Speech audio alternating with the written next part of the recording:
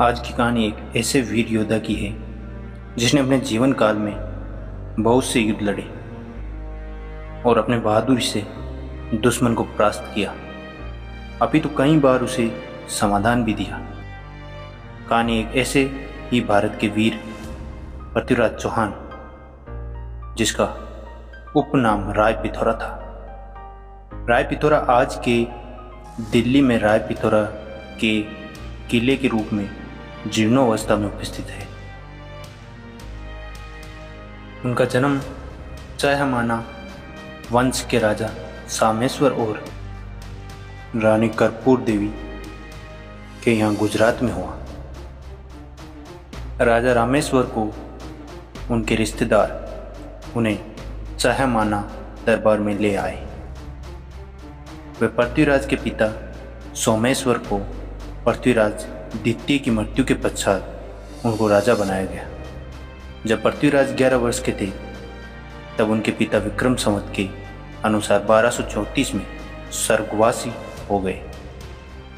तब पृथ्वीराज को उनकी माता के संरक्षण में ताजपोशी की गई। चहमाना दरबार उस समय के अजय मेरू राजस्थान में है, जो कि आज के अजमेर शहर के नाम से जानते हैं।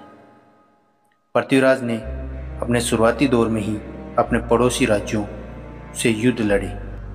वे बचपन से ही युद्ध नीति और राजनीति में कुशल थे।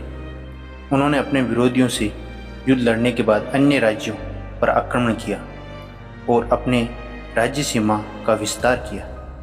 पृथ्वीराज ने बुंदेलखंड में महोबा के निकट चंदेलों को युद्ध में चुनौती दी और इस युद्ध में अला और उदल, दो भाई बुंदेलखंड की शान ने महोबा को बचाने के लिए उदल ने अपने प्राण गंवा दिए। जब इस बात का पता आला को ज्ञात हुआ तो आला ने सेना को घुटने टेकने पर मजबूर कर दिया और अगले ही कुछ क्षणों में आला और पृथ्वीराज आमने सामने थे।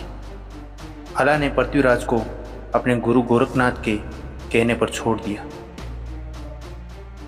और पृथ्वीराज को वापसी जाना पड़ा।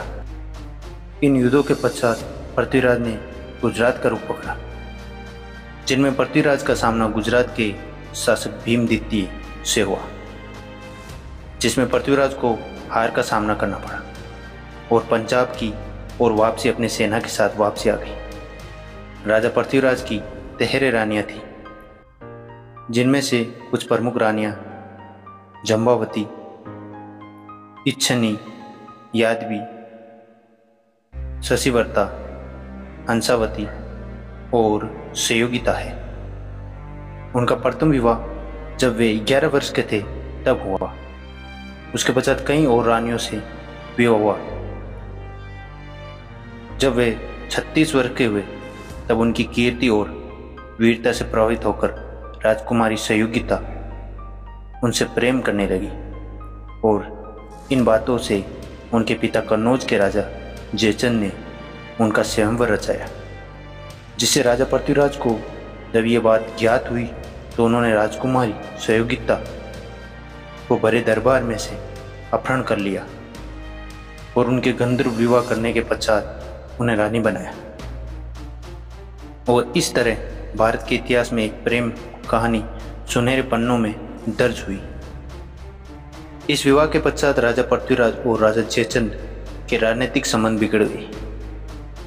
इसका असर भारत के इतिहास को एक बड़ी कीमत चुकानी पड़ी। पृथ्वीराज ने कई युद्ध लड़े, जिनमें एक तराइन का युद्ध महत्वपूर्ण युद्ध रहा।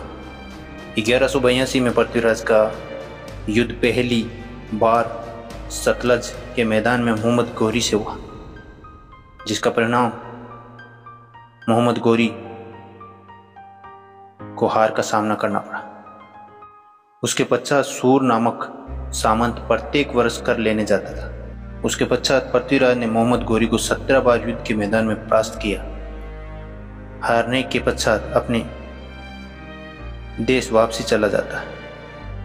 शायद इस बार गौरी ने चालाकी से इस बात का फायदा उठाया और उसको ज्ञात था कि पृथ्वीराज चौहान की कन्नौज के राजा जयचंद से संबंध खराब है और इस बार उसने फिर से आक्रमण किया। और तराइन का द्वितीय युद्ध भारत के इतिहास में निर्णायक साबित हुआ। इस बार मोहम्मद गोरी अपनी सेना के साथ आक्रमण करने के लिए तैयार हुआ। इस बार पृथ्वीराज चौहान ने खतरे को भांपते हुए अन्य राज्यों से सहायता के लिए आग्रह किया। बहुत से राजाओं ने अपनी सैन्य टुकड़ी गोरी के युद्ध के लिए भेज दी। इस प्रकार सन 1192 में तराइन की धरती पृथ्वीराज चौहान और मोहम्मद गोरी के युद्ध की साक्षी बने, जो धरती वीरों के खून से सन गई। और इस युद्ध ने भारत के इतिहास में मोड़ लाया। कहते हैं कन्नौज की राजकुमारी संयोगिता के गंधर्व विवाह के कारण राजा जयचंद ने पृथ्वीराज का साथ नहीं दिया और इस बार पृथ्वीराज को हार का सामना करना पड़ा। शायद राजा जयचंद के साथ देने से इस युद्ध का पलड़ा कुछ और होता। पृथ्वीराज की मृत्यु के विषय में कहते हैं कि मोहम्मद गोरी पृथ्वीराज को हारने के पश्चात अपने साथ गजनी वापसी लेकर गया। वहां पर मुस्लिम धर्म कबूल करने के लिए कहा, जिसका विरोध करने पर पृथ्वीराज को कई शारीरिक यातनाओं का सामना करना पड़ा, जिसमें गोरी ने सम्राट की आंखें फोड़ दी, जिससे उन्हें दिखना बंद हो गया। सारे समाचार पाकर उनके मित्र चंद्रबाई, जो कि उस समय जम्मू के राजा से संधि के लिए निकले थे, वे वापसी आने पर गजनी गए और गोरी को अपनी वाक्पटुता से समझाकर पृथ्वीराज से मुलाकात की। उसने गोरी से कहा कि सम्राट अंधे होने के बाद भी शब्द भेदी बाण चलाने में समर्थ है। इस कर्तव्य को दिखाने के लिए कहा गया और चंद्रबाई ने एक श्लोक के माध्यम से पृथ्वीराज की सहायता की। 4 बांस 24 गज अडगुल अष्ट परमाण, ता ऊपर सुल्तान है मत चूको चौहान। और पृथ्वीराज ने एक ही बाण से गोरी के मस्तक को भेद दिया और इसके पश्चात चंद्रबाई ने अपनी कतार से समय और पृथ्वीराज की जान गंवाई। शायद जीवित रहते तो मुगल सैनिकों से मरना होता, उससे अच्छा अपनी इच्छा से गजनी में प्राण त्याग दिए। इस प्रकार इस भारत देश की धरती ने एक वीर सपूत को खो दिया और इतिहास के पन्नों में शायद एक और मुगलिया सल्तनत की विजय का चिन्ह जुड़ गया।